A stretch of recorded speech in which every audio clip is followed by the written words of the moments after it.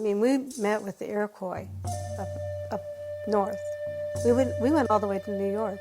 Our maps show that we had knowledge of the Shawnee Trail, because we talked to the Shawnee all the time, especially the medicine people. They would have to exchange knowledge and dreams and, plants, trade plants for healing. So it was a well-worn path. The Shawnees were sort of like allies of ours.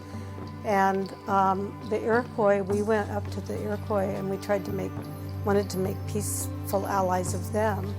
And by doing so, we offered a path of gifts that I'm not going to tell you about because it's in my book.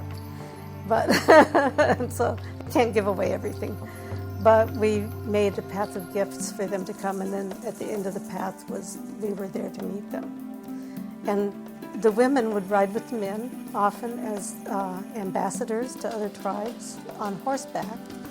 But also the canoes went all the way down to the Gulf of Mexico. We had traders that came through. So we just knew each other by what we wore.